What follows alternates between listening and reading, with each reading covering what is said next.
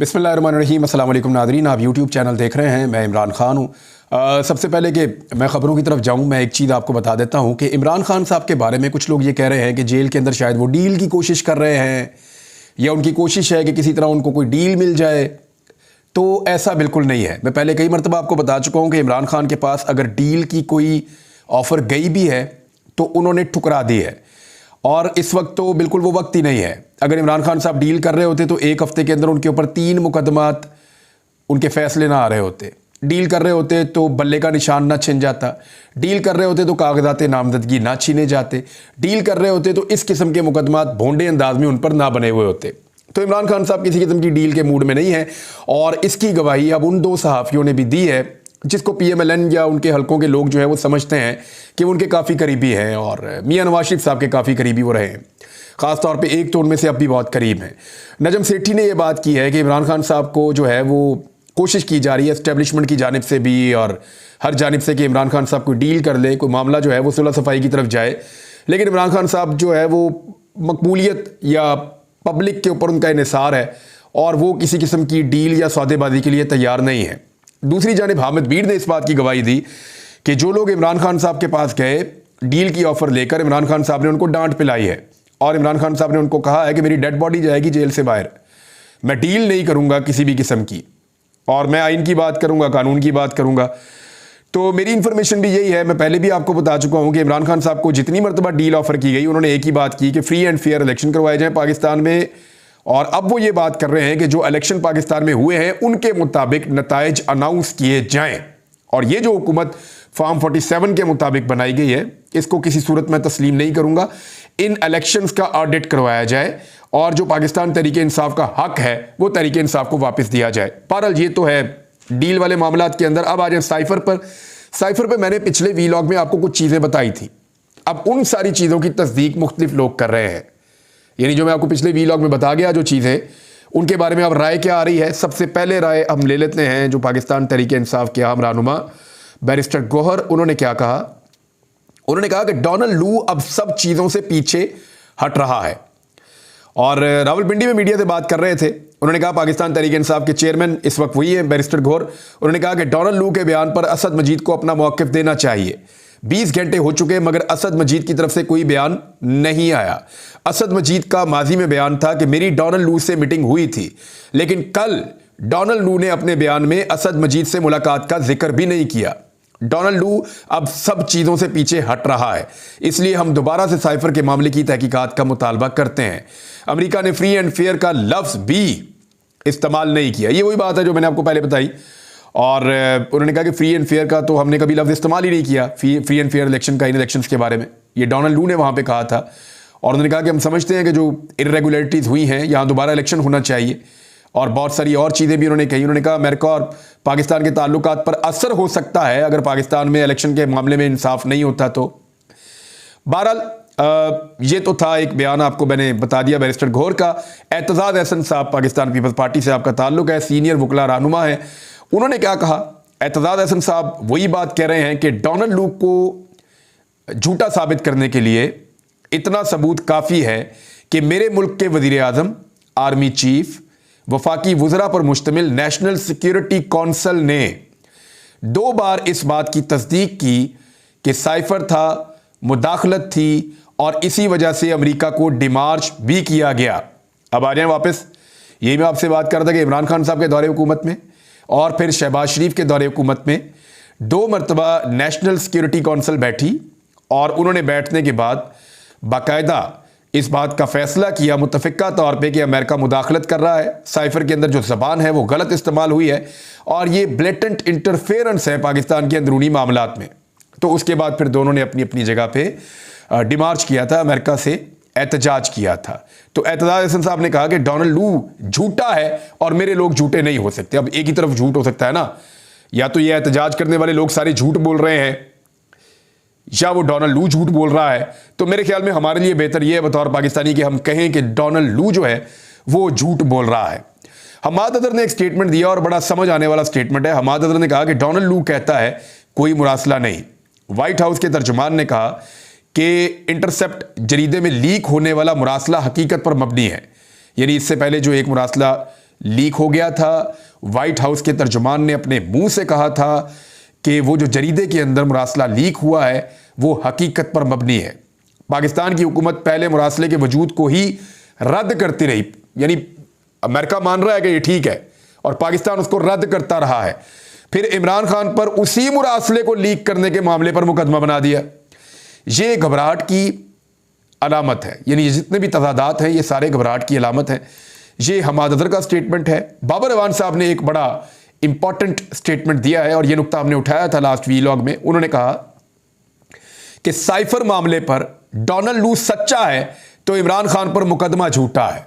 मैं यही कह रहा था ना आपको कि अगर डोनाल्ड लू सच बोल रहा है तो इमरान खान को जेल में नहीं होना चाहिए, और अगर डोनाल्ड लू झूठ बोल रहा है तो फिर आप इमरान खान पे मुकदमा तो चला सकते हैं, लेकिन फैसला अदालत में जाके होगा, क्योंकि जो पहले ट्रायल हो चुका है वो गलतियों से और इबाहमात से और उजलत से भरा हुआ ट्रायल है।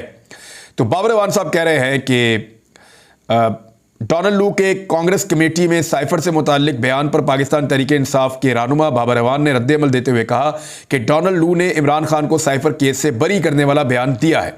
वो कहता है कि साइफर है ही कोई नहीं, तो केस फौरी वापस लेना चाहिए अगर साइफर है ही नहीं। अब या तो जो हुकूमत और गुलाम और लौंडियां जो उछल उछल के कह रहे हैं कि जनाब साइफर का तो वजूद ही नहीं है, साइफर तो है ही नहीं, डोनाल्ड लू जो है उसने सारा पोल खोल दिया है, तो जब साइफर है ही नहीं तो इमरान खान जेल में क्यों है फिर, या इमरान खान के ऊपर फिर किस चीज का केस बनाया हुआ है आपने? अगर कोई राज था ही नहीं तो इमरान खान साहब ने कौन सा राज अफशा कर दिया था? ये बड़ा इंपॉर्टेंट क्वेश्चन है और इसी के गिर्द अब सारा केस घूमेगा। तो मैं आपको पहले बता रहा था कि ये दोनों तरफ से फंस गए हैं। अब आ जाए एक और खबर, ये एक इंपॉर्टेंट खबर है। सेनेट इलेक्शन के लिए खैबर पख्तूनख्वा के अंदर एक बड़ी अहम हिकमत अमली पाकिस्तान तहरीक इंसाफ ने तैयार की है। यानी ये एक सियासी हिकमत अमली आप देखेंगे तो आपको हैरत हो जाएगी। खैबर पख्तूनख्वा हुकूमत ने जो गवर्नर की जानिब से कहा गया कि सूबाई असम्बली का इजलास बुला लिया जाए, तो खैबर पख्तूनख्वा की हुकूमत ने कहा जी अभी हम नहीं बुला रहे। उन्होंने इजलास बुलाने से इनकार कर दिया और फैसला किया, उन्होंने मुशावरत की सूबाई हुकूमत ने, और उसमें कहा गया कि गवर्नर का सूबाई असम्बली का इजलास बुलाना मुकम्मल तौर पर गैर आइनी है। अब हुआ यह है कि कुछ जो मखसूस नशस्तें हैं 24 की तादाद में, उनकी जो मखसूस MPAs खातून हैं या कोई अकलियत के हैं, उन्होंने हलफ उठाना है। वो हलफ तो तब उठाएंगे जब असम्बली का इजलास होगा, और असम्बली का इजलास तब होगा जब स्पीकर उसको कॉल करेगा और वो सारे इकट्ठे होकर बैठेंगे। तो ये एक बड़ी मज़ेदार किस्म की सिचुएशन बन गई है। अगर खैबर पख्तूनख्वा के अंदर ये 24 नशस्तें मिल जाती हैं पाकिस्तान तहरीक इंसाफ के मुखालिफिन को, तो वो 2 सेनेटर्स अपने बनाने की काबिल हो जाएंगे खैबर पख्तूनख्वा से। लेकिन अगर ये नशस्तें नहीं होती तो फिर कम तादाद के अंदर इलेक्शन होगा और पाकिस्तान तहरीक इंसाफ मैक्सिमम सेनेटर्स ले जा सकती है। अब पाकिस्तान तहरीक इंसाफ ने क्या हिकमत अमली बनाई है खैबर पख्तूनख्वा में, यानी एक बड़ा लंबा छक्का है जो ग्राउंड से बाहर गया है। अगर इसके ऊपर इसी तरह अमल दरामद होता है तो देखिए अब हिकमत अमली है क्या, जरा इसको आप सुन लें। ये बहुत सारे TV चैनल ने इसको रिपोर्ट भी किया है, लेकिन मैं आपके सामने रखता हूं जरा आसान करके। अब पाकिस्तान तहरीक इंसाफ ने किया यह है कि जैसे ही इजलास अगर बुला भी लिया गया जबरदस्ती, तो कोरम की निशानदेही कर देंगे फौरी तौर पे। कोरम की निशानदेही करने से इजलास चल ही नहीं सकेगा। भाई इजलास चलेगा तो ये लोग हलफ उठाएंगे, जब ये लोग हलफ ही नहीं उठाएंगे तो ये मेंबर ही नहीं बनेंगे 24 लोग, और जब ये लोग मेंबर ही नहीं बनेंगे तो ये लोग सेनेटर के लिए वोट ही नहीं डाल सकेंगे। जब ये वोट ही नहीं डालेंगे तो फिर इमरान खान साहब के मुखालिफ जो सेनेटर्स खड़े हो रहे हैं पाकिस्तान तहरीक इंसाफ के, उनके जीतने के इम्कान खत्म हो जाएंगे। ये 24 लोग जो हैं ये हलफ नहीं उठा सकेंगे। अब इस वक्त सिचुएशन ये है कि सुन्नी इत्तेहाद काउंसिल के 91 लोग हैं और अपोजिशन के 27 अराकीन हैं। अपोजिशन के 27 अराकीन अगर सारे भी आकर बैठ जाएं तो हुकूमत का एक बंदा वहां जाकर खड़ा होकर कह दे जी कोरम की निशानदेही कर दे, देखें जी कोरम पूरा नहीं है, तो स्पीकर जो है वो इजलास जो है मुलतवी कर देगा। फिर दोबारा इजलास होगा, जब दोबारा फिर अपोजिशन सारी की सारी भी आकर बैठेगी तो हुकूमती बंदा एक अकेला खड़ा होकर कह देगा जी कोरम की निशानदेही कर देता हूं मैं। और कोरम जो है वो एक मखसूस नंबर में अगर लोग ना हो तो फिर कोरम पूरा ना होने की सूरत में हलफ नहीं उठा सकेंगे। मखसूस नशिस्तों के ऊपर जो उम्मीदवारान हैं ये 24 लोग हलफ नहीं उठा सकेंगे। सेनेट की जनरल नशिस्त पर 17 अरकान असम्बली एक सेनेटर बना सकते हैं खैबर पख्तूनख्वा के अंदर, और जबकि टेक्नोक्रेट और खवातीन की नशिस्त के लिए 72 से कम होकर 59 हो जाएगा। यानी पहले 72 है तो ये 59 हो जाएगा। इस तरह अब जो अपोजिशन है वहां की, या आप ये समझ लें कि PDM की सारी जमातें मिलकर अगर अपना सेनेटर बनाना चाहें और पाकिस्तान तहरीक इंसाफ अपनी इसी हिकमत अमली के साथ चले तो तहरीक इंसाफ अपने सेनेटर की तादाद बढ़ा सकती है और 5 जनरल नशिस्तों के ऊपर वो आसानी से अपने सेनेटर जीत सकते हैं। और अगर पहली और दूसरी तरजीह पर सही तरह वोट दें और अच्छी हिकमत अमली के साथ चलें तो 6ठी सीट भी जीत सकते हैं। इसके अलावा जो खातून वाली सीट है वो भी जीत सकते हैं। खवातीन और टेक्नोक्रेट की 2-2 नशिस्तें आसानी से पाकिस्तान तहरीक इंसाफ या सुन्नी इत्तेहाद कौंसिल के अरकान वहां से जीत सकते हैं। तो ये है जनाब सिचुएशन। खैबर पख्तूनख्वा में इन्होंने बुरी तरह बांध लिया है। इस हिकमत अमली के तहत अगर अपोजिशन चाहे कि कोई सीट जीतनी है, यानी पीडीएम की जमातें चाहें तो एक सीट उनको मिलने का इम्कान है, और अगर अपोजिशन तकसीम का शिकार हो जाती है तो फिर एक सीट भी उनके हाथ से निकल जाएगी। तो यह है सियासी हिकमत अमली जो उठाई गई है खैबर पख्तूनख्वा में, और मेरे ख्याल में ये एक बड़ा सियासी छिक्का है और आइन के मुताबिक भी है।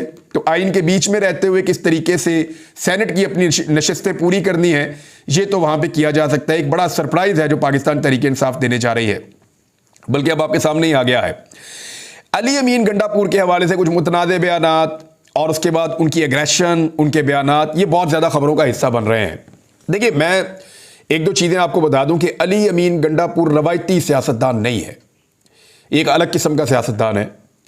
अलग किस्म के रिएक्शंस भी होंगे, अलग तरह से ये चलेगा भी। इमरान खान साहब का बहुत काबिल एतबार आदमी है, इमरान खान साहब बहुत भरोसा करते हैं, और इस वक्त इमरान खान साहब को बहुत सारी चीज़ों को पीछे रख के एक वफादारी का एलिमेंट, एक मजबूती का एलिमेंट, एक करैक्टर का एलिमेंट, एक ऐसा एलिमेंट चाहिए था उस शख्स के अंदर, ऐसी चीज़ें चाहिए थी उस शख्स के अंदर जो खड़ा हो जाए और इमरान खान साहब का साथ ना छोड़े और कीमत अदा करने के लिए भी तैयार रहे। तो अली अमीन गंडापुर के बयानात भी उसी नौयत के आ रहे हैं। एक तो उन्होंने रिश्वत के हवाले से एक बयान दिया कि अगर कोई बंदा रिश्वत मांगता है तो फिर उसका सर फाड़ दो ईंट मार के। कोई पूछे तो कहना मैंने इसको जहन्नुम की आग से बचाया है, और मेरा नाम लेना कि मैंने ये कहा है। तो ये बड़ी खौफनाक सूरत हाल है। अगर लोग वाकई उठा के ईंट सर में मार देंगे तो फिर तो सूरत हाल बहुत ख़राब हो जाएगी। तो अली अमीन गंडापुर के ये बयान का मकसद क्या है? एक्चुअली वो ब्यूरोक्रेसी को और सारी इंतज़ामिया को ये बता देना चाहते हैं कि मेरे यहाँ पे करप्शन की गुंजाइश निश्ता, मैं करप्शन नहीं करने दूंगा, पैसा नहीं खाने दूंगा, 2 नंबरी नहीं करने दूंगा। आपको लोगों के काम करने पड़ेंगे और बगैर पैसों के करने पड़ेंगे। लेकिन इस मामले पे तनकीद भी हो रही है कि अली अमीन गंडापुर साहब, अगर लोगों ने ईंटें मारनी है तो फिर आपकी हुकूमत ने क्या करना है, ये भी सवाल उठाए जा रहे हैं। लेकिन अपना मौक़िफ़ तो उन्होंने दे दिया है कि हम ये वादे करना चाहते हैं कि पाकिस्तान तहरीक इंसाफ की हुकूमत करप्शन को बर्दाश्त नहीं करेगी। लेकिन जब बयान आएगा तो उसके ऊपर तनकीद तो होगी। जब बयान अपनी आम रूटीन से हटकर होगा तो फिर आम रूटीन से हटकर उसके ऊपर तनकीद भी होगी। अब अगली चीज़ जो है वो अली अमीन गंडापुर साहब ने कहा कि आखिरी वार्निंग दे रहा हूँ, वफाक और पंजाब हुकूमत अपनी हरकतों से बाज आ जाए। ये मुकदमात के हवाले से उन्होंने कहा है, और वो ये कहते हैं कि 99% मुकदमात जो हैं जो पाकिस्तान तहरीक इंसाफ के कारकुनों के ऊपर बनाए गए हैं वो झूठे और गलत मुकदमात हैं। मरियम नवाज मैंडेट चोरी करके वज़ीर आला बनी है, इनकी हुकूमत जाली हुकूमत है, ना उनके पास अवाम की ताकत है ना अवाम का वोट है, वो अपनी हद के अंदर रहें। और फिर उन्होंने कहा कि फिर मैं यहाँ पे मुकदमा दर्ज करवा लूँगा और उनके वारंट गिरफ्तारी जारी करवा के जरदारी के, मरियम नवाज के, नवाज शरीफ के, इन सारों के मैं पुलिस को भिजवा दूंगा उनको गिरफ्तार करवाने के लिए। तो ये सूबों के मामलात में सूबों को लड़वाने का काम ना करें, ये अली अमीन गंडापुर साहब ने स्टेटमेंट दिया है। और एक और काम जो उन्होंने बड़ा दबंग किया, उन्होंने साबिक 7 वज़राए आला का जो प्रोटोकॉल है और जो अमला उनको मिला हुआ था वो वापस ले लिया है।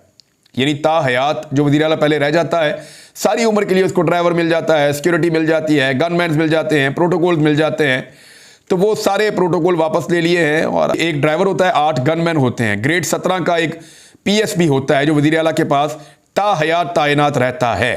अब इस फैसले के बाद जो है वो 60 ड्राइवर वापस आएंगे, 56 गनमैन वापस आएंगे और 7 अफसरान जो हैं वो भी 17वें ग्रेड के वापस आ जाएंगे खैबर पख्तूनख्वा हुकूमत के पास। और जो तमाम मुराआत हैं साबिक वज़राए आला के पास वो भी वापस ले ली जाएंगी।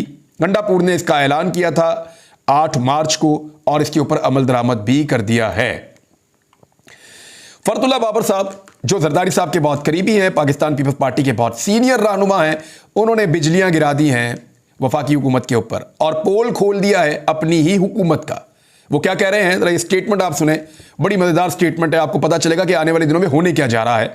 जो भी डेमोक्रेट होगा या जमहूरियत पसंद होगा या जो पाकिस्तान के अंदर अवाम की हुक्मरानी पर यकीन रखेगा, नजरियाती होगा, वो बहुत देर तक इस सिस्टम के साथ चिपका हुआ नहीं रह पाएगा। ये लोग बगावत करेंगे और बाहर निकलेंगे और अपने तहफ़्फ़ुज़ात का इजहार करेंगे। जैसा कि पीपल्स पार्टी के सीनियर रहनुमा और ह्यूमन राइट्स सेल के सदर फरदुल्ला बाबर ने जो एक्स है या जिसको हम ट्विटर कहते हैं, उसकी बहाली और पाकिस्तान टेलीकम्युनिकेशन अथॉरिटी में बड़े पैमाने पर तब्दीलियों का मुतालबा करते हुए कहा है कि सिक्योरिटी से मगलूब एस्टेब्लिशमेंट ऐसे फैसले कर रही है जो एहतसाब से बालातर हैं। उन्होंने कहा कि 1 माह तक मुसलसल तरदीद के बाद वजारत दाखिला की जानिब से सिंध हाई कोर्ट में एतराफ़ किया गया है कि इंटेलिजेंस एजेंसियों के मशवरे पर ट्विटर को ब्लॉक किया गया था। उनका कहना है कि यह हुकूमत करने का एक खतरनाक तरीका है जिसमें सिक्योरिटी से मगलूब एस्टेब्लिशमेंट ऐसे फैसले ले रही है जो एहतसाब से बालातर हैं और जिनमें मईशत, तालीम और जमहूरी हुकूक का ख्याल नहीं रखा जा रहा। उन्होंने काफ़ी तनकीद की है। उन्होंने कहा कि अब पहले ये कहते हैं कि हमने ये नहीं किया, बाद में कहते हैं कि ये हमने किया है। फिर उन्होंने कहा कि एक ब्यूरोक्रेट था रावलपिंडी का, उसने जिस वक्त ये स्टेटमेंट दिया कि वो धांधली का हिस्सा रहा तो उस वक्त ट्विटर को जो है वो बंद कर दिया गया। अब तक उसके बारे में कोई तफ्तीश नहीं हुई, ना ही उसके खिलाफ कोई मुकदमा बना है। तो ये सारा कुछ उन्होंने गैर जमहूरी करार दिया है और अदालत के अहकामात की खिलाफ वर्जी करार दिया है। और फिर उन्होंने कहा कि इस बंदिश के मुतालिक कोई नोटिफिकेशन जारी नहीं किया गया और अताउल्ला तारड़ को ऐसा कोई नोटिफिकेशन नहीं मिला, तो हुकूमत ने इस बंदिश की तहकीकात क्यों नहीं की हैं। अब मामला यह है कि आहिस्ता आहिस्ता ये तनकीद सामने आना शुरू हो गई है और कई और लोग भी बोल रहे हैं, यहाँ से भी आवाज़ें उठ रही हैं। लेकिन एक और आवाज़ उठी है, वो सलमान सफदर इमरान खान साहब के वकील की है और वो ये दावा कर रहे हैं कि इमरान खान 25 रमज़ान से पहले जेल से बाहर आ जाएंगे। अभी पंजाब असम्बली में सिर्फ इमरान खान की फ़ोटो पहुंची है और असम्बली खाली हो गई थी। यानी जो रिपोर्ट हुआ सोशल मीडिया के ऊपर, एक्चुअली मैंने खबर तो नहीं देखी, लेकिन सोशल मीडिया के ऊपर जो रिपोर्ट हो रहा था वो शायद ये हो रहा था कि इमरान खान साहब की फ़ोटो वहाँ पे आई तो हुकूमत गुस्से में बाहर चली गई। यानी क्या हुकूमत बाइकआउट कर सकती है इजलास का? वो तो नहीं कर सकती, ऐसा होता नहीं है वैसे नॉर्मली, लेकिन ये दावा किया गया कि हुकूमत बाहर चली गई। अब बात यह है कि फ़ोटो का इतना खौफ है, अगर इमरान खान बाहर आ गया तो क्या होगा, इस बात का आप अंदाज़ा भी नहीं लगा सकते। अगर इमरान खान वाकई में रहा हो गए ईद से पहले, तो ईद के बाद वो जब अपनी पॉलिटिकल एक्टिविटीज़ को अनाउंस करेंगे तो फिर आप देखेंगे पाकिस्तान में बहुत सारे बयानिए जो हैं वो दबरदूस हो जाएंगे और सिर्फ एक ही बयानिया चलेगा जो इमरान खान साहब चलाएंगे। और ये हम सब जानते हैं। कोई अपने आप को धोखे में रखना चाहे तो रखे, इमरान खान साहब को अंदर रखने के अलावा इस वक्त निज़ाम के पास कोई चारा नहीं है, लेकिन उनको ज़्यादा देर तक अंदर रखना भी मुमकिन नहीं है। तो ये कड़वी गोली आपको कभी ना कभी तो निगलनी पड़ेगी। आज छोड़ें, 4 दिन बाद छोड़ें, 6 माह बाद छोड़ें, इमरान खान साहब को बाहर आना है। लेकिन जिस वक्त वो बाहर आएंगे उनके पास कितनी बड़ी अवामी ताकत होगी, इसका शायद इस वक्त इस मुल्क में कोई अंदाज़ा भी नहीं लगा सकता। और चीज़ें आपके साथ बाद में शेयर करूंगा, लेकिन एक अफसोसनाक खबर यह है कि परवेज़ इलाही साहब की बाथरूम में गिरने की वजह से जेल में 4 पसलियाँ टूट गई हैं। उनकी मेडिकल रिपोर्ट सामने आई है। ये एक बहुत बुजुर्ग सियासतदान है, उनके साथ जो रवैया रखा जा रहा है सिर्फ इमरान खान साहब के साथ वफादारी निभाने पर, वो इंतहाई अफसोसनाक है और पाकिस्तान की तारीख का एक स्याह बाब ये रहेगा। चौधरी परवेज़ इलाही ने जो कुछ भी उनके ख़ानदान ने माजी में किया, वो सारे दाग इस तकलीफ़ में एक एक करके धोना शुरू कर दिए हैं। अब तक के लिए इतना ही। अपना ख्याल रखिएगा, अपने चैनल का भी। अल्लाह हाफ़िज़।